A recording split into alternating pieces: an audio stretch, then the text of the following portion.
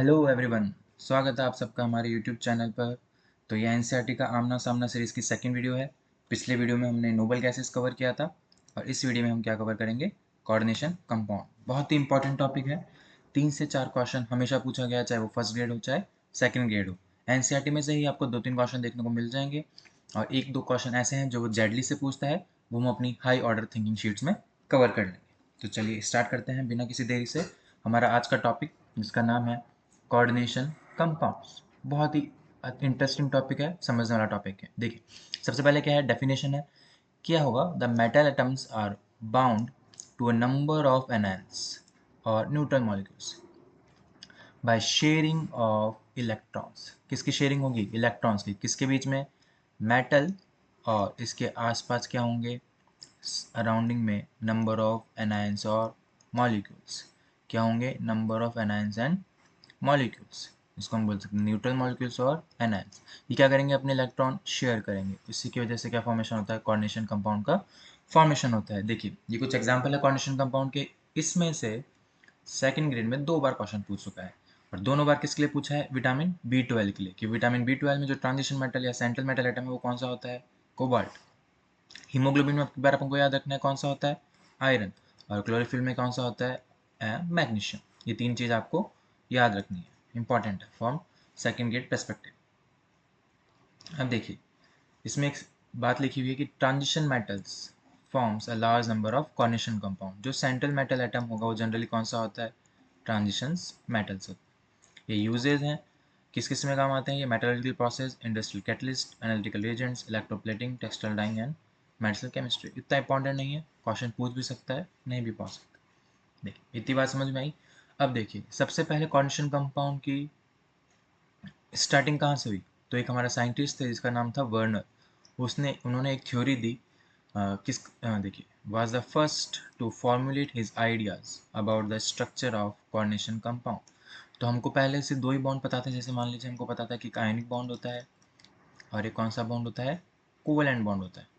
हमको नहीं पता था कि there is a third type of bond that is called coordinate bond. ऐसा कोई बॉन्ड होता है। वो कब पता चला? जब हमारे वर्नर जी ने क्या दिया? कोऑर्डिनेशन कंपाउंड का आइडिया दिया। क्या बोला उन्होंने? कि एक प्राइमरी वैलेंस होती है और एक क्या होती है? सेकेंडरी वैलेंस होती है। किसकी होगी ये? सेंट्रल मेटल की। सेंट्रल मेटल की 2 वैलेंसी होगी, एक होगी प्राइमरी, एक होगी सेकेंडरी। सेकेंडरी किसको रिप्रेजेंट करती है? नंबर ऑफ ग्रुप्स को, जो कि बाउंड करते हैं डायरेक्टली किसको? मेटल को। मतलब एक मेटल है तो इसको जो डायरेक्टली बाउंड कर रहे हैं उसको हम क्या बोलेंगे? Secondary valency. सपोज यहाँ एग्जांपल दे रखे हैं बाइनरी कंपाउंड्स। ये इनऑर्गेनिक सॉल्ट्स ले लिए, जैसे अपन ने ले लिया CrCl3, COCl2 एंड PdCl2। इनकी प्राइमरी वैलेंसी क्या है? 3 2 2। प्राइमरी वैलेंसी जो होती है, अभी आगे हम पढ़ेंगे जनरली कौन सी होती है? आयोनाइजेबल। आयोनाइजेबल कैसे? जैसे CrCl3 है, कैसे टूटेगा? Cr+3 plus 3Cl-। तो जो भी आयोनाइजेबल वैलेंसीज होती हैं वो किस में आती है? काउंट होती है प्राइमरी वैलेंसी में। यहाँ से क्वेश्चन पूछ चुका है कि what is the primary valency of CrCl3। तो कितनी हो गई? 3। सेम कोबाल्ट क्लोराइड की कितनी हो गई? 2। एंड पैलेडियम क्लोराइड की कितनी हो गई? Again 2, because Pd+2 and 2Cl-। कितने Cl- निकले? 2, इसलिए इसकी प्राइमरी वैलेंसी कितनी हुई? 2। नेक्स्ट पढ़ेंगे हम कि वर्नर ने कैसे समझाया इस अपने आइडिया को। उसने क्या किया? सबसे पहले कोबाल्ट क्लोराइड, क्या लिया? Cobalt chloride, and then reacted with the NH3। यहाँ ले लिया हमने X mole, and he get a series of compounds. क्या किया उसने? COCl3 को किससे रिएक्ट किया? NH3 से, and he get a series of compounds. देखिए, पहला क्या मिला इसको? COCl3.6NH3। 4 कंपाउंड निकाले इसने। COCl3.5NH3, COCl3.4NH3 and COCl3.4NH3। इसने उसके बाद इन जो मॉलिक्यूल्स मिले या कॉम्प्लेक्सेस मिले, इसको क्या परफॉर्म किया था? Precipitate and conductivity experiment. कौन कौन से एक्सपेरिमेंट किए? एक तो प्रेसिपिटेट एक्सपेरिमेंट किया और एक कंडक्टिविटी एक्सपेरिमेंट किया। अभी पहला हम पढ़ेंगे प्रेसिपिटेट एक्सपेरिमेंट कैसे किया। उसने जो एक कॉम्प्लेक्स मिला, इसकी रिएक्शन किससे कराई? AgNO3 के साथ। किससे कराई? सिल्वर नाइट्रेट के साथ। और उसको प्रेसिपिटेट किसका मिला? सिल्वर क्लोराइड का। तो देखिए, जब उसने COCl3.6NH3 की रिएक्शन कराई किससे? AgNO3 की, तो उसको कितने मोल AgCl मिले? 3 मोल। लेकिन जब उसने 5.5 NH3 को कराया तो कितने मोल AgCl मिले, 2 मोल। और जब 4 NH3 को कराया तो कितने मिले मोल, 1 मोल AgCl। ऐसा क्यों हो रहा है, क्योंकि जो कोऑर्डिनेशन एंटिटी या फिर कोऑर्डिनेशन स्फीयर के बाद जो क्लोरीन है वो क्या करेगा, AgNO3 के साथ रिएक्ट करके क्या बना लेगा, सिल्वर हैलाइड का प्रेसिपिटेट बना लेगा। तो मान लीजिए कोऑर्डिनेशन स्फीयर है, तो यहाँ पे जो भी एलिमेंट या एटम होगा वो किस रिएक्ट करेगा, AgNO3 से, और क्या बना लेगा, प्रेसिपिटेट। तो देखिए अगर ये कंपाउंड है तो कितना मोल AgCl मिल रहा है, 3। अगर ये है तो कितना मिल रहा है, 2। और अगर 4NH3 तो कितना मिल रहा है, 1। तो ये कौन सा एक्सपेरिमेंट था, प्रेसिपिटेट एक्सपेरिमेंट। सेकंड उसने एक्सपेरिमेंट किया कंडक्टिविटी। कौन सा एक्सपेरिमेंट किया, कंडक्टिविटी मेजर करी उसने डिफरेंट कॉम्प्लेक्सेस की। इसकी मेजर करी तो कितना आ रहा है, 1:3। मतलब मान लीजिए यहाँ पे टोटल आयंस कितने आ रहे हैं, 4। यहाँ पे कितने आ रहे हैं, 3। और यहाँ पे कितने आ रहे हैं, 2 आयंस। इसी बेसिस पे उसने अपनी क्या थ्योरी फॉर्मुलेट करी। तो देखिए, the atoms with in the square brackets forms a single entity which does not dissociate under the reaction condition.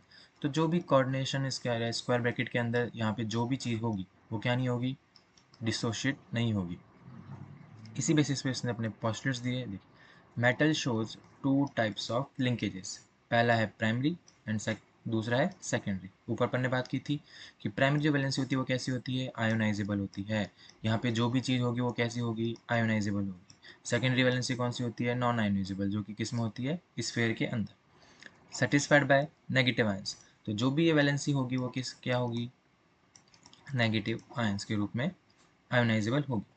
और जो इनर में या फिर स्फीयर में होगी वो किससे सेटिस्फाई होती है, न्यूट्रल मॉलिक्यूल्स और नेगेटिव आयंस। मतलब यहाँ पे जो लिगेंड्स है या फिर आयंस है वो कैसे हो सकते हैं, तो न्यूट्रल हो सकते हैं या फिर नेगेटिव भी हो सकते हैं। किसको रिप्रेजेंट करता है, कोऑर्डिनेशन नंबर।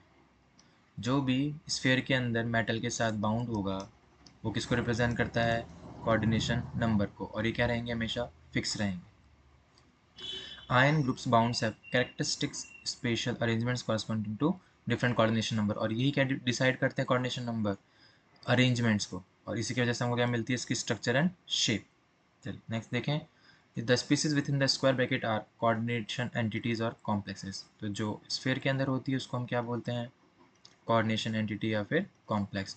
और जो आयंस है बाहर उसको हम क्या बोलते हैं, काउंटर आयंस। यहाँ पे जो भी आयंस होंगे उसको हम क्या बोलेंगे, काउंटर आयंस। अब देखिए ऊपर हमने पढ़ा कि जो अंदर होते हैं स्फीयर के, यहाँ पे वो क्या डिसाइड करते हैं, इसकी एक स्पेशली या फिर कैरेक्टरिस्टिक स्पेशल अरेंजमेंट होता है, और वही क्या डिसाइड करते हैं, इनकी स्ट्रक्चर को। तो देखिए ज्योमेट्री कौन सी है, ऑक्टाहेड्रल, आप सबको पता है। एक अबव द प्लेन होता है, एक बिलो द प्लेन, और एक चारों किस्म होते हैं इन द प्लेन। तो देखिए 6 आ गया, मतलब कोऑर्डिनेशन नंबर कितना हो गया इसका, 6। और कोऑर्डिनेशन नंबर 6 किसको रिप्रेजेंट करता है, अपनी ऑक्टाहेड्रल ज्योमेट्री को। सेम इधर 5 NH3 के मॉलिक्यूल है और एक Cl है। इधर 4 NH3 और 2 क्या है, Cl। टोटल कोऑर्डिनेशन नंबर हमेशा कितना आ रहा है, 6। तो कोऑर्डिनेशन नंबर 6 अगर स्क्वायर ब्रैकेट के अंदर 6 लिगेंड्स हैं तो उसको रिप्रेजेंट करता है ऑक्टाहेड्रल ज्योमेट्री को। वैसे 4 हैं तो किसको रिप्रेजेंट कर रहा है, टेट्राहेड्रल। PTCl4, इधर भी कोऑर्डिनेशन नंबर 4 है, ज्योमेट्री क्या हो गई, स्क्वायर प्लेनर। ये हम आगे जाके पढ़ेंगे कि कब कौन सा मॉलिक्यूल टेट्राहेड्रल बनेगा, कब कौन सा मॉलिक्यूल स्क्वायर प्लेनर बनेगा। लेकिन दोनों में कोऑर्डिनेशन नंबर कितना होता है, 4। दोनों ज्योमेट्री के लिए कोऑर्डिनेशन नंबर कितना होता है, 4। देखिए इतनी बात समझ में आई। नेक्स्ट पढ़ते हैं हम, difference between double salt and complexes. यहाँ से भी सेकेंड ग्रेड में क्वेश्चन पूछ चुका है वो, कि विच of the following is a complex. तो उसने क्या कर रहे थे, ये तीनों डबल सॉल्ट में एग्जांपल दे दिए थे और एक दे दिया था आपको कोऑर्डिनेशन कॉम्प्लेक्स का एग्जांपल। डबल सॉल्ट्स कौन से होते हैं, dissociate into simple ions completely. तो जब भी हम इनको वाटर में डिसॉल्व करेंगे तो सारे आयंस क्या हो जाएंगे, डिसॉल्व हो जाएंगे, या फिर जो सॉल्ट है वो क्या हो जाएगा, आयंस में आयोनाइज हो जाएगा व्हेन डिसॉल्व इन वाटर। जैसे ये मान लीजिए कार्नलाइट है तो ये किस किस में आयोनाइज हो जाएगा, K+Cl- Mg+2 2Cl-। तो जो पूरा सॉल्ट है वो क्या हो गया, डिसोशिएट हो गया इनटू सिंपल आयंस। आपको इनके नाम भी याद रखने, कार्नलाइट क्या होता है, KCl.MgCl2, मोर सॉल्ट FeSO4.NH4 ट्वाइस SO4। इनमें से भी क्वेश्चन पुट किया जा सकता है। और कॉम्प्लेक्सेस क्या होता है, do not dissociate complete to ions, ये डिसोशिएट नहीं होते हैं। जैसे FeCN6-4 है, अगर इसको वाटर में डिजोल्व करोगे तो ये एज इट इज़ यही रहेगा। K4FeCN6 को डिजोल्व करोगे तो क्या आएगा, 4K++ FeCN6-4। कोऑर्डिनेशन स्फीयर या कोऑर्डिनेशन ब्रैकेट के अंदर जो भी एंटिटी या जो भी स्पीसीज होगी वो क्या नहीं होती, डिसोशिएट नहीं होती। यही सबसे बड़ा कैरेक्टरिस्टिक्स है किसका, कोऑर्डिनेशन कॉम्प्लेक्स का। लेकिन डबल सॉल्ट्स में कोई कुछ भी हो वो सब किस में डिसोशिएट हो जाते हैं, सिंपल्स आयंस। ये है बेसिक डिफरेंस किसका, डबल सॉल्ट एंड कॉम्प्लेक्सेस का। सेकंड ग्रेड में क्वेश्चन पूछ चुका है, दोबारा पूछा जा सकता है किससे, इन तीनों के नेम से, तो ये इंपॉर्टेंट। चलिए अब कुछ डेफिनेशंस है बेसिक्स, इसमें से भी क्वेश्चन पुट कर लेते हैं कभी कभी। तो पहली डेफिनेशन किसकी है, कोऑर्डिनेशन एंटिटी। इसका मतलब क्या है, constitutes a central metal atom. तो कोऑर्डिनेशन एंटिटी में क्या होगा, एक सेंट्रल मेटल एटम होगा जो कि बाउंड होगा किससे, फिक्स्ड नंबर ऑफ आयन से। जैसे मान लीजिए ये सेंट्रल एटम हो गया, ये मान लीजिए CO, फिर Cl3, मान लीजिए भी हम ऐसे बना लेते हैं Cl3, और कितने NH3 हैं, 3 NH3 हैं। तो ये आयोनाइजेबल नहीं होंगे, क्या नहीं होंगे, आयोनाइज, ये क्या होंगे, एक फिक्स्ड बाउंड होंगे, bonded to a fixed number of ions, ये हमेशा क्या रहेंगे, फिक्स्ड रहेंगे। और इसी को हम क्या बोलते हैं, कोऑर्डिनेशन एंटिटी। जो भी स्क्वायर ब्रैकेट के अंदर आप लिखेंगे उसको हम क्या बोलते हैं, कोऑर्डिनेशन एंटिटी। जैसे निकल CO4 हो गया, PtCl2NH3 का ट्वाइस हो गया। एक बात और है गई इसमें जो कि एनसीईआरटी में नहीं दी है, जो प्राइमरी वैलेंसी है उसको हम कैसे शो करते हैं, डैश से। कैसे शो करते हैं, डैश से। और जो सेकेंडरी वैलेंसी उसको किससे शो करते हैं, इससे, ठीक है, सॉलिड लाइन से। और प्राइमरी वैलेंसी को शो करते हैं हम डैश लाइन से। चलो इतनी बात समझ में आई सबको। सेंट्रल एटम हमने पढ़ लिया, the atom to which a fix number of ion groups are bond. तो बीच वाले को हम क्या बोलते हैं, सेंट्रल एटम, जिससे क्या करते हैं, fix number of ions bound होते हैं इन अ डेफिनाइट ज्योमेट्रिकल अरेंजमेंट। मैंने बता ही दिया अभी कि जो सेंट्रल मेटल एटम है उसके बाहर जो भी सेकेंडरी वैलेंसी है या फिर आयन्स है वो क्या करते हैं, एक डेफिनेट ज्योमेट्रिकल अरेंजमेंट में बाउंड होते हैं। जैसे हमने पढ़ लिया ऑक्टाहेड्रल, टेट्राहेड्रल और स्क्वायर प्लेनर, ये तीन पढ़ी हमने ज्योमेट्री। देखिए ऐसा भी पूछ सकते हैं, ये कोऑर्डिनेशन एंटिटी है जो स्फीयर के अंदर है, इसके में सेंट्रल मेटल कौन है, Fe, इसमें कौन है, निकल, और इसमें कौन है, यहाँ ब्रैकेट लगेगा, कोबाल्ट। तो आपको सेंट्रल मेटल एटम पता होना चाहिए कैसे निकलता है। The central atom ions are also refer to as Lewis acid. Lewis acid बोलते हैं किसको, सेंट्रल मेटल एटम को। क्यों बोलते हैं, ऑब्वियसली बात है, जो भी लिगेंड आ रहा है वो क्या कर रहा है, अपने लोन पेयर आके क्या कर रहा है, डोनेट कर रहा है। और लुईस एसिड क्या होता है, electron pair acceptors. Definition basic पढ़ी हमने, इसलिए जो सेंट्रल एटम है उसको हम क्या बोलते हैं, लुईस एसिड्स। अब देखिए हम पढ़ेंगे लिगेंड्स के बारे में, द आयंस और molecules bound to the central atom in the coordination compound, उसी को क्या बोलते हैं हम, लिगेंड्स कहते हैं। ये मेटल है और बाहर लिगेंड है, ये क्या कर रहा है, अपने इलेक्ट्रॉन डोनेट कर रहा है। आयंस और molecules bound to the central atom in the coordination compound. अब ये कैसे हो सकते हैं, सिंपल आयंस भी हो सकते हैं जैसे Cl-, स्मॉल मॉलिक्यूल्स हो सकते हैं जैसे H2 हो, NH3 पढ़ा अपन ने। लार्ज मॉलिक्यूल्स हो सकते हैं जिसके पास, जिसमें एक से ज़्यादा लिगेंड्स हो डोनेट करने के लिए, जैसे ये क्या है, इथाइलिन डायमाइन, ट्राईथाइलिन, या फिर ट्राईथाइलिन टेट्रामाइन। और मैक्रोमोलिक्यूल्स में कौन हो सकता है, प्रोटीन्स। अभी आप आगे जाके पढ़ेंगे पॉरफायरिन, एक मॉलिक्यूल का नाम क्या है, पॉरफायरिन, किसमें प्रेजेंट होता है, हीमोग्लोबिन। तो ये भी किसका एक्ट करते हैं, एज अ लिगेंड। नेक्स्ट है denticity, the number of ligating groups. Denticity का मतलब क्या है, the number of ligating groups of the ligand. मान लीजिए एक लिगेंड है NH3, एक लिगेंड है इथाइलिन डाइमीन, एक लिगेंड है क्या, इथाइलिन डाइमीन। अब देखिए यहाँ पे कितने डोनर ग्रुप है, एक एन है, एक ही डोनर ग्रुप है, लेकिन यहाँ पे कितने डोनर ग्रुप है, दो। तो एक लिगेंड में कितने एटम डोनेट कर रहे हैं उसे हम क्या बोलते हैं, denticity, the number of ligating groups of the ligand. तो एक लिगेंड मॉइटी में कितने नंबर ऑफ डोनर एटम्स है वही किसको रिप्रेजेंट करती है, उसकी डेंटिसिटी। जैसे यहाँ पढ़ते हैं एग्जाम्पल, अगर एक डोनेशन होता है तो उसको क्या बोलते हैं, unidentate, ligand is bound to a metal ion through a single donor atom. यहाँ पे सिर्फ सिंगल डोनर है, यहाँ पे Cl- डोनेट करेगा, यहाँ पे ऑक्सीजन और यहाँ पे नाइट्रोजन। नेक्स्ट है बाइडेंटेड, बाई मतलब अब यहाँ पे लिगेटिंग ग्रुप कितने होंगे, दो, can bind through two donor atoms, जैसे इथाइलिन डाइमाइड बताया मैंने अभी। यहाँ पे होगा NH2, यहाँ पे भी क्या होगा, NH2। यहाँ पे नाइट्रोजन से भी डोनेशन हो सकता है और इस वाले नाइट्रोजन से भी डोनेशन हो सकता है, किसको, सेंट्रल मेटल को, इसलिए इसको हमने क्या बोला, बाइडेंटेड। सेम ऑक्जेलेट, अभी हम स्ट्रक्चर पढ़ेंगे नीचे।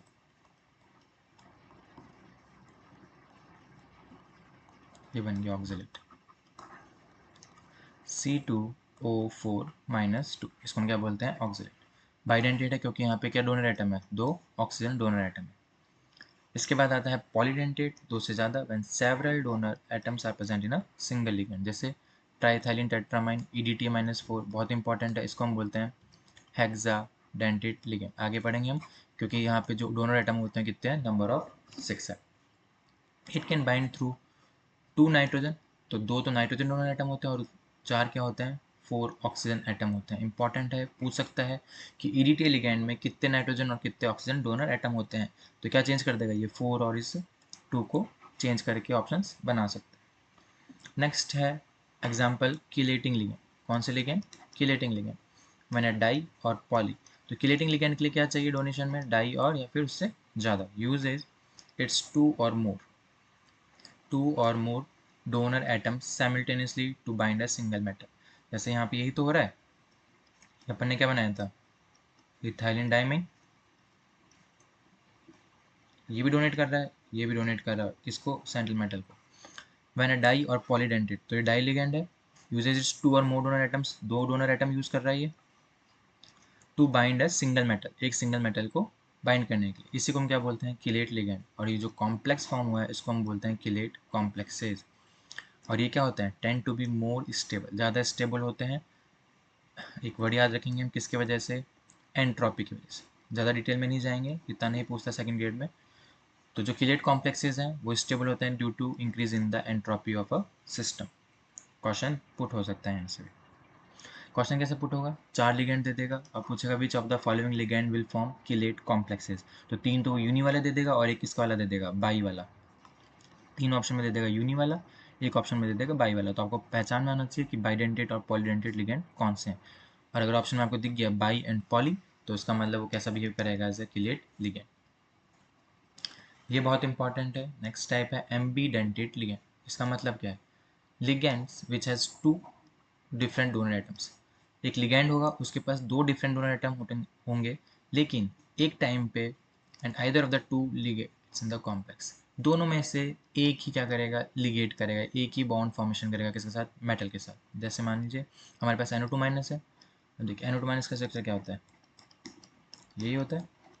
और इसके पास क्या, लोन का, तो या तो नाइट्रोजन बाउंड करेगा या फिर कौन बाउंड करेगा, ऑक्सीजन। दोनों साइमल्टेनियसली नहीं कर सकते, एक टाइम पे एक ही लिगेट करेगा या एक टाइम पे एक ही बाउंड होगा, किससे, मेटल से। उन्हीं लिगेंड्स को हम क्या बोलते हैं, एम्बीडेंटेड लिगेंड। जैसे देखिए यहाँ पे कौन डोनेशन कर रहा है, नाइट्रोजन, इसलिए हमने क्या बोलते हैं, नाइट्रिटो एन। अगर ऑक्सीजन डोनेट करेगा तो हम क्या लिख देंगे, नाइट्रिटो ओ। सेम एग्जाम्पल है किसका, SCN-। यहाँ पे भी सल्फर डोनेट कर सकता है, तो हमने लिखा थायोसाइनेटो-S। और अगर नाइट्रोजन डोनेट करेगा तो थायोसाइनेटो-N। इसका दूसरा नाम क्या है, आइसोथायोसाइनेट। कैसे याद करना है, जब भी N पहले आ जाए तो हम क्या जोड़ देंगे, आइसो। जैसे CN है, इसको हम क्या लिखते हैं, साइनाइड, लेकिन NC लिखते ही क्या हो जाता है, ये आइसोसाइनाइड। तो जब भी N पहले आएगा, टर्मिनोलॉजी किसकी यूज़ होगी, हमारी आइसो। तो ये 2 एग्जाम्पल है, बहुत ही इंपॉर्टेंट है। ठीक है, इतना समझ में आया सबको। ये देखिए लिगेंड्स के कुछ एग्जांपल है, ऊपर बनाया था मैंने, इथाइलिन डायमाइन। इसको इथाइलिन डायमाइन क्यों बोला, क्योंकि ये इथाइलिन है, इथाइलिन यहाँ से समझ में आया। और डायमाइन, 2 अमीन है, 2 अमीन है। सेम डाइथाइलिन, 2 डाइथाइलिन ग्रुप है। और ट्राइअमीन, कितने अमीन है, 3। ऑक्जिलेट, वेरी इंपॉर्टेंट एग्जाम्पल, सीधे पूछ लेता है। ट्राइथाइलिन, कितने इथाइलिन ग्रुप्स हैं, 3। और टेट्रामाइन, क्योंकि नाइट्रोजन कितने हैं, 4। इधर NH2 लगा लीजिएगा, भूल गया। ये very important structure, very very important. कैसा लिगेंड है ये, मैंने बताया था, हेक्साडेंटेट। हेक्साडेंटेट है तो उसकी डेंटिसिटी कितनी हो जाएगी, डेंटिसिटी हो जाएगी 6, क्योंकि 6 डोनर एटम है। देखिए यहाँ से पकड़ेंगे, एक नाइट्रोजन, एक नाइट्रोजन, तो टोटल नाइट्रोजन डोनर कितने हो गए, 2। और 4 क्या बताए थे हमने, ऑक्सीजन। 4 क्या बताए थे हमने, ऑक्सीजन। तो ये क्या करता है, 2 नाइट्रोजन से एंड 4 ऑक्सीजन से क्या करता है, डोनेशन करता है, इसलिए इसको हम क्या बोलते हैं, hexadentate ligand. Again very important example. Coordination number, ये सबको फाइंड आउट करना आना चाहिए। Again very important, the number of ligand donor atoms to which metal is directly bound. Directly bound मतलब अपन को क्या पढ़ना है, सेकेंडरी वैलेंसी। जो भी कोऑर्डिनेशन स्फीयर के अंदर होगा वो किसको रिप्रेजेंट करेगा, हमारे कोऑर्डिनेशन नंबर। जो भी मेटल के साथ यहाँ पे मौजूद होगा वो किस में कैलकुलेट होगा, वो कोऑर्डिनेशन नंबर। देखिए कोऑर्डिनेशन स्फीयर के अंदर कितने Cl है, 6, तो कोऑर्डिनेशन नंबर कितना हो गया 6। यहाँ पे कितने हैं 4, कोऑर्डिनेशन नंबर कितना हो गया 4। C2O4-3। अब देखिए oxygen oxygen O negative O negative, ठीक है। ये क्या है मेटल, एक इधर से बनेगा एक इधर से, तो एक C2O4 का कितने बॉन्ड बना रहा है 2, तो 3 कितने बनाएंगे 6, तो कोऑर्डिनेशन नंबर कितना हो गया 6। सेम हेयर En अपन कैसे लिखते हैं, यहाँ पे होगा NH2, यहाँ पे भी क्या होगा NH2। कितने डोनेशन है 2, तो एक लिगैंड कितने बॉन्ड बना रहा है 2, तो 3 कितने बनाएंगे 6, तो कोऑर्डिनेशन नंबर अगेन कितना हो गया 6। तो कोऑर्डिनेशन नंबर निकालना आना चाहिए, वेरी इंपॉर्टेंट। आगे पढ़ते हैं। The coordination number of central ion is determined only by the number of sigma bonds. ये हमेशा ध्यान रखना है, जो कोऑर्डिनेशन नंबर हम जब भी कैलकुलेट करेंगे तो हम हमेशा किसको कैलकुलेट करते हैं, सिर्फ नंबर ऑफ सिग्मा बॉन्ड्स।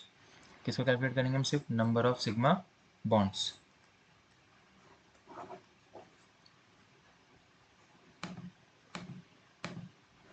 ठीक है, और ना ही पाई बॉन्ड्स को हम कैलकुलेट करेंगे। हाइब्रिडेशन में भी हमने देखा कि हम किसको कैलकुलेट करते हैं, सिर्फ सिग्मा बॉन्ड्स को ही लेते हैं।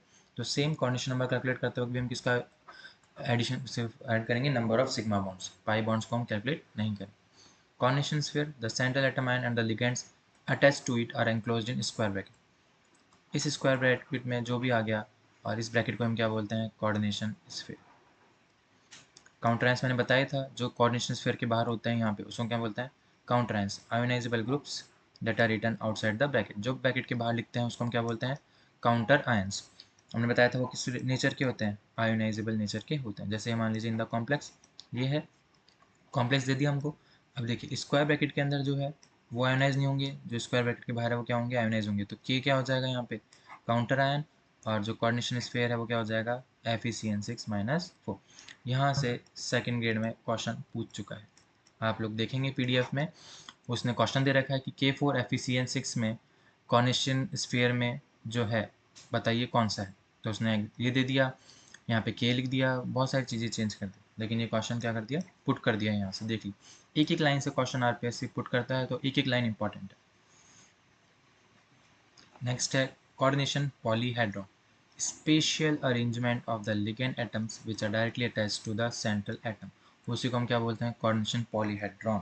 इसको ये बोल दीजिए, या फिर इसको क्या बोल दीजिए आप, ज्योमेट्री भी बोल सकते हैं। तो geometrical arrangement of the secondary ions around the central metal, उसको हम क्या बोलते हैं, कोऑर्डिनेशन पॉलीहेड्रॉन।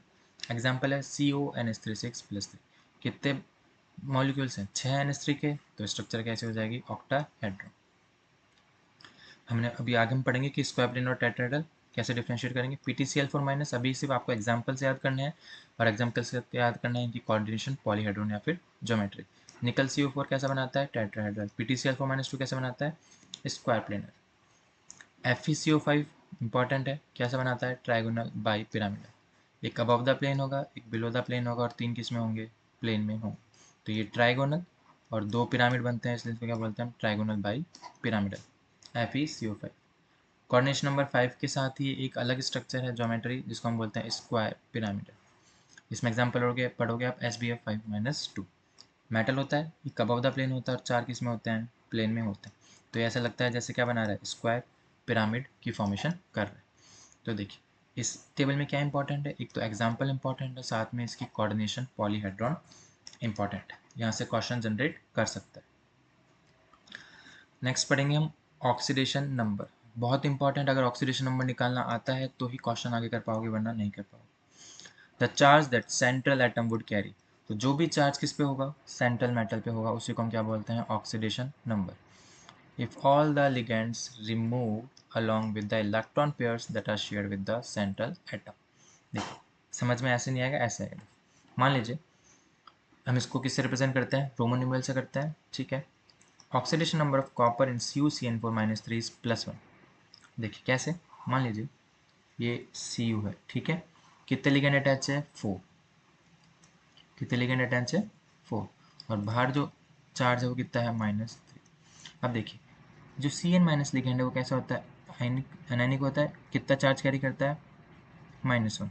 4 है, तो 4 से मल्टीप्लाई करेंगे तो टोटल कितना कैरी कर रहे हैं, -4। अब क्या बोल रहा है, if all the ligands are removed along with the electron pairs that are shared with the central atom. मान लीजिए इन चारों को मैंने निकाल दिया, कॉपर पे कितना ऑक्सीजन स्टेट आना चाहिए, +4, टोटल कितना है -3, कैंसिल आउट होकर कितना आ जाएगा, +1। क्यों, या तो ऐसे निकाल लीजिए या फिर सीधा तरीका है, देखिए CuCN4 -3, Cu के अपन ने मान ली x, एक Cn का चार्ज कितना होता है, -1, टोटल कितना है 4, इक्वल्स टू अपन को कितना लेके आना है, -3, तो x -4 equals to -3, x equals to -3 +4 कितना आ गया, +1।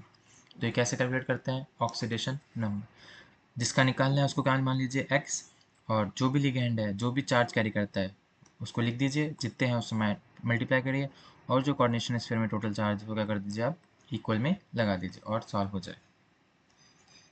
ऑक्सीडेशन नंबर बहुत इंपॉर्टेंट, निकालना आना चाहिए सबको। Again very important, homoleptic and heteroleptic complex, second grade में क्वेश्चन पूछ चुका है यहाँ से। होमो का मतलब क्या है, सेम, होमो का मतलब क्या है, सेम, और हेट्रो का मतलब क्या है, डिफरेंट। पढ़ते हैं ना अपन हेट्रोसाइक्लिक कॉम्प्लेक्सेस, उसमें कार्बन को हटा के कोई और एटम आ जाता है, इसलिए उसको क्या बोलते हैं, हेट्रो। तो हेट्रो का मतलब क्या है, डिफरेंट, होमो का मतलब क्या है, same. Metal is bound to only one kind of donor group, तो वन काइंड मतलब क्या हो गया, सेम। देखिए यहाँ पे सारे NH3 हैं, हेट्रो में क्या होता है, in which metal is bound to more than one kind of, एक से ज़्यादा, डिफरेंट। यहाँ पे देखिए NH3 भी और Cl भी है, तो आपको पहचान में आना चाहिए कि कौन सा होमोलैप्टिक कॉम्प्लेक्सेस और कौन सा हेट्रोलैप्टिक कॉम्प्लेक्सेस है। Again very important. नोमेनक्लेचर में से जनरली क्वेश्चन आ भी जाता है, क्वेश्चन नहीं भी आता है, एक आध क्वेश्चन आता है, तो ये इतना इंपॉर्टेंट नहीं है, ये आप खुद पढ़ सकते हैं, सारे रूल्स दे रखे हैं। नहीं समझ में आता है इसके लिए हम अलग से वीडियो बना लेंगे। तो ये पूरा क्या है, नोमेनक्लेचर है, ठीक है। अब again very important topic that is isomerism in coordination compounds, very very important, बहुत बार क्वेश्चन पूछा है, चाहे वो सेकंड ग्रेड हो चाहे फर्स्ट ग्रेड, दोनों में भर भर के क्वेश्चन पूछे गए, दोनों में भर भर के क्वेश्चन पूछे गए, किसमें से, आइसोमेरिज्म इन कोऑर्डिनेशन कंपाउंड्स। चलिए पढ़ते हैं। टू आइसोमर्स क्या होते हैं, two or more compounds that have same chemical formula. यह आपको पता है कि केमिकल फार्मूला कैसा होता है, सेम होता है, लेकिन अरेंजमेंट कैसा होता है, डिफरेंट होता है, डिफरेंट अरेंजमेंट ऑफ एटम्स। इसी वजह से वो डिफर करते हैं, कैसे, उनकी physical and chemical properties. Basic definition हम सबने पढ़ रखी है आइसोमर की, कि उनका जो फॉर्मूला है वो तो क्या होता है, सेम होता है, लेकिन जो अरेंजमेंट है एटम्स का वो क्या होता है, डिफरेंट होता है। उसी बेसिस पे हमने इसको डिवाइड किया आइसोमरिज्म को टू पार्ट्स में, एक तो होता है स्टीरियो आइसोमरिज्म और एक होता है स्ट्रक्चरल आइसोमरिज्म। ये हम सबने ऑर्गेनिक में पढ़ रखा है, इनऑर्गेनिक में अब पढ़ेंगे हम। स्ट्रक्चर के 4 टाइप हैं, linkage, coordination, ionization and solvate. वहीं स्टीरियो के 2 टाइप है, ज्योमेट्रिकल एंड ऑप्टिकल। तो देखिए स्टीरियो आइसोमर्स कौन से होते हैं, which have the same chemical formula, कैसा फार्मूला होगा, same, and chemical bonds but they have different special arrangements, जो उनका अरेंजमेंट है वो क्या होगा, डिफरेंट होगा। पढ़ेंगे जनरली किसमें पढ़ते हैं हम, 3D में पढ़ते हैं। Structural isomers have 2 different bonds, जो स्ट्रक्चरल आइसोमर्स है उनमें क्या होता है, डिफरेंट बॉन्ड्स का अरेंजमेंट होता है। डिफरेंट बॉन्ड्स अभी हम पढ़ेंगे कि कैसे डिफरेंट बॉन्ड्स होते हैं। तो सबसे पहले हम पढ़ेंगे ज्योमेट्रिकल आइसोमरिज्म, किस में अराइज होता है, ये हेट्रोलैप्टिक कॉम्प्लेक्सेस में, किस में अराइज होता है, हेट्रोलैप्टिक कॉम्प्लेक्स में। यहाँ से क्वेश्चन बन सकता है, due to different possible geometric arrangement of the ligands, due to possible. देखिए जो बॉन्ड है वो तो सेम रहेगा, मतलब जो मेटल के साथ बॉन्ड अटैच्ड है वो सेम रहेंगे, लेकिन उनकी पोजीशन चेंज हो जाएगी due to different possible geometric arrangement of the ligands. इसकी वजह से क्या जनरेट होगा, ज्योमेट्रिकल आइसोमरिज्म। किस में पाया जाता है, जिसमें कोऑर्डिनेशन नंबर कितना हो, 4 and 6। Such isomer is not possible for a tetrahedral, very important.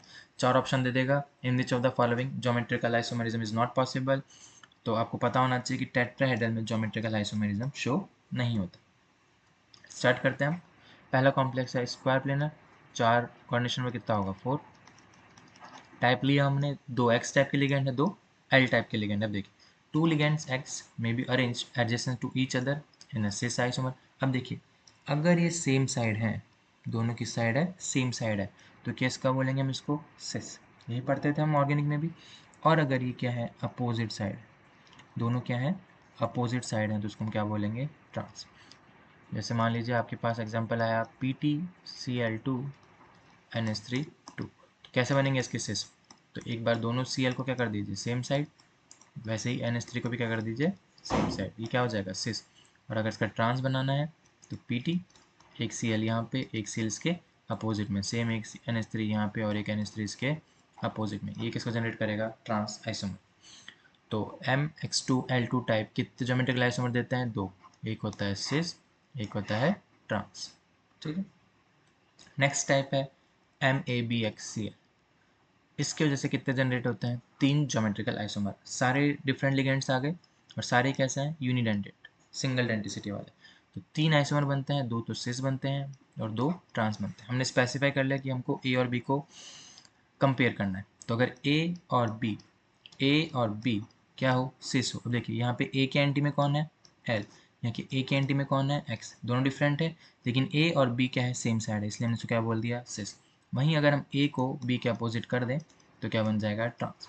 तो ये आप ए और बी को लेके भी मान सकते हैं, ए और एल को भी मान सकते हैं और ए और एक्स को भी लेके मान सकते हैं, लेकिन तीन आइसोमर बनेंगे जिसमें से दो क्या होंगे? सिस होंगे और एक क्या होगा? ट्रांस।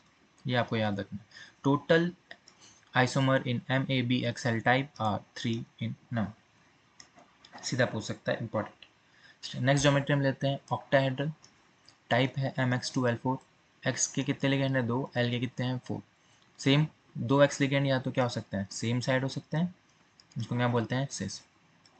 और अगर दोनों अपोजिट साइड हुए प्लेन के, एक अबव द प्लेन एक बिलो द प्लेन, इसको हम क्या बोल देंगे? ट्रांस। तो टोटल ज्योमेट्रिकल आइसोमर कितने बने? 2।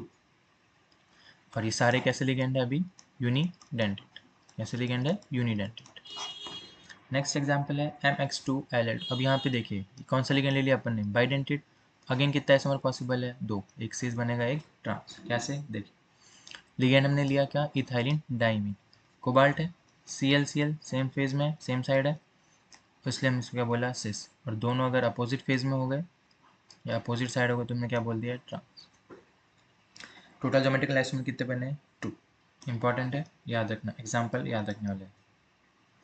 नेक्स्ट एग्जाम्पल है MA3B3 टाइप। यहाँ पे भी कैसे हैं लिगेंड? यूनिडेंटेड।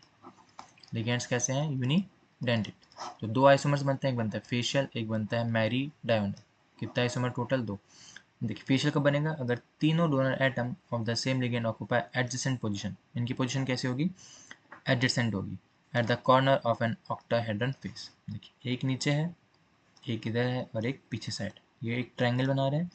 कैसी पोजीशन की? एडजेसेंट है, तो उसको हम क्या बोलेंगे? फेशियल। मेरिडियन में क्या होता है? When the positions are around the meridian of octahedron, around the meridian of octahedron. Plane में क्या बन रहा है? एक ट्रायंगल बन रहा है, जिसको हम बोलते हैं मेरिडियन। तो किसका, इसका नाम इसलिए पड़ गया मर। तो MA3B3 टाइप कितना आइसोमर शो करते हैं? दो, एक होता है फेशियल, एक होता है मैरी डायनल। ये भी इंपॉर्टेंट है, क्वेश्चन सीधे पुट करा जा सकता है यहाँ से। तो ये कहानी थी किसकी? ज्योमेट्रिकल आइसोमरिज्म, जो हम पढ़ रहे थे हिस्टेरो आइसोमरिज्म का टाइप। सेकंड है ऑप्टिकल आइसोमरिज्म। पहले पता होना चाहिए, हमने ऑर्गेनिक में सब पढ़ रखा है कि ऑप्टिकल आइसोमर्स कौन से होते हैं? मिरर इमेजेस होते हैं that can not be super impose, मतलब एक दूसरे को क्या नहीं कर सकते? सुपर इम्पोज नहीं कर सकते। हम इसका एग्जाम्पल हैंड से पढ़ते हैं कि जो राइट हैंड होता है और ये लेफ्ट हैंड होता है। लेफ्ट पाम ले लो, राइट पाम ले लो, इसकी मिरर इमेज राइट बनती है, लेकिन इसको हम जब सुपर इम्पोज करने की कोशिश करते हैं तो नहीं हो पाता। सेम ऑप्टिकल आइसोमर्स क्या होता है? मिरर इमेजेस तो होते हैं लेकिन एक दूसरे के ऊपर सुपर इम्पोज नहीं किए जा सकते, इसी को हम बोलते हैं इनैंशियोमर्स। इंपॉर्टेंट है। ऐसे आइसोमर्स जो कि मिरर इमेज होते हैं लेकिन सुपर इम्पोज नहीं कर सकते, उनको हम क्या बोलते हैं? इनैंशियोमर्स। किसमें कॉमन है ये? Octahedral complexes involving bidentate ligands. Ligands कैसे होने चाहिए? बाइडेंटेड। लिगेंड्स कैसे होने चाहिए? Bidentate. The molecules or ions that can not be superimposed are called chiral. और ऐसे मॉलिक्यूल्स को हम क्या बोलते हैं? कायरल कॉम्प्लेक्सेस या कायरल मॉलिक्यूल्स। देखिए एग्जाम्पल पढ़ते हैं। The two forms are called dextro and laevo, depending upon the directions they rotate the plane of polarised light in a polarimeter. अपन पढ़ते हैं पोलरीमीटर में कि एक सोर्स होता है, यहाँ पे मोनोक्रोमेटर होता है, फिर प्रिज्म होता है, फिर यहाँ कंपाउंड लेते हैं हम, और यहाँ पे कौन होता है? डिटेक्टर। अगर ये राइट साइड घुमा दे, जो यहाँ से ऑर्डिनरी लाइट आ रही है, तो उसको हम क्या बोलते हैं? डी। और अगर वो लेफ्ट साइड घुमा दी स्लाइड को तो हम क्या बोलते हैं उसको एल। ये पढ़ा था हमने पोलैरिमीटर में। एग्जाम्पल क्या लिया, COEN3+3। अगर हमारे पास पहला कंपाउंड या मॉलिक्यूल ये है, इसके मिरर इमेज कहाँ बनेगी, ये कहाँ बनेगा इधर साइड, ये कहाँ बनेगा इधर, और ये इधर। तो डेक्स्ट्रो, अगर ये राइट साइड है तो डेक्स्ट्रो बोलते हैं, और लेफ्ट साइड है तो हम किसे बोलते हैं इसको लीव। मिरर इमेज है, नॉट सुपर इम्पॉसिबल है, इसलिए कैसा मॉलिक्यूल है, कायर, और कैसा है, ऑप्टिकली एक्टिव। नेक्स्ट एग्जाम्पल हम देखें तो है PtCl2En2+। कैसा एग्जाम्पल है ये, MX2 और AA2 टाइप। दो तो यूनिडेंटेड लिगेंड है और दो क्या है, बाइडेंटेड लिगेंड। तो हमने बोला था सिस आइसोमर और दो ट्रांस बन सकते हैं। देखिए अभी ये क्या बना रखा है इसने, सिस आइसोमर बना रखा है। यहाँ से क्वेश्चन पूछा गया है सेकंड ग्रेड में कि विच of the following coordination complex does not show the optical isomerism. तो सिस आइसोमरिज्म तो क्या करेगा, ऑप्टिकल आइसोमरिज्म शो करेगा लेकिन ट्रांस नहीं करेगा। क्यों, देखिए पीटी ट्रांस बनाना है तो एक Cl ऊपर एक Cl नीचे और EN ऐसे बनेगा ट्रांस, बनाया था अपन ने ऊपर। ये तो क्या है, प्लेन में है, एक Cl ऊपर है एक Cl नीचे है। अगर अब इसमें अपन प्लेन लगाएंगे, इसके अराउंड क्या लगाएंगे, प्लेन लगाएंगे, तो ऊपर भी क्या है Cl और नीचे भी क्या है Cl, तो इक्वल पार्ट्स में डिवाइड हो जाएगा। तो जिसमें भी सिग्मा या फिर प्लेन प्रेजेंट होता है वो कैसे होते हैं, ऑप्टिकली इनएक्टिव होते हैं। कैसे होते हैं, ऑप्टिकली इनएक्टिव। तो अगर ऑप्टिकली इनएक्टिवनेस देखनी है तो हमको क्या देखना पड़ेगा, प्लेन। प्लेन ऐसे लगाना है कि जो ऊपर पोर्शन है और जो नीचे पोर्शन है वो क्या हो जाए, इक्वल पार्ट में डिवाइड हो जाए। इसलिए जितने भी स्क्वायर प्लेनर कॉम्प्लेक्सेस हैं वो क्या होते हैं, ऑप्टिकली इनएक्टिव होते हैं। सारे स्क्वायर प्लेनर कॉम्प्लेक्स कैसे होते हैं, ऑप्टिकली इनएक्टिव इन नेचर। याद रखना है। इतनी बात समझ में आई। चलिए अब देखिए ये पूरी कहानी किसकी थी, हमारी स्टीरियो आइसोमरिज्म की। अब नेक्स्ट वीडियो लेक्चर में हम किससे स्टार्ट करेंगे, स्ट्रक्चरल आइसोमरिज्म से। यहाँ से भी सेकंड ग्रेड में 2-3 बार क्वेश्चन पूछ चुका, फर्स्ट ग्रेड में तो पूछता ही है नो डाउट। तो अब इतना तब तक आप पढ़िए और एनसीईआरटी जो मैंने डाली है उसको लाइन टू लाइन रिवाइज करिए। इसके बाहर एक क्वेश्चन नहीं आएगा। अगर आपने एनसीईआरटी अच्छे से कर ली तो आपके 30-35 क्वेश्चन कहीं नहीं गए। सिर्फ 4 से 5 क्वेश्चन ऐसे होते हैं जो थोड़े हाई ऑर्डर थिंकिंग के आते हैं, या तो जेडली से पूछ लेता है या फिर कुछ और बुक से पूछ लेता है, वो हम लोग अपनी हॉट्स वाली शीट में कवर कर लेंगे, हाई ऑर्डर थिंकिंग शीट्स में कवर कर लेंगे। लेकिन एनसीईआरटी में आपको 4 कर सकना है क्योंकि अराउंड 30 to 35 क्वेश्चन यहीं से ही पुट अप होते हैं। तब तक के लिए पढ़ते रहिए। Thank you.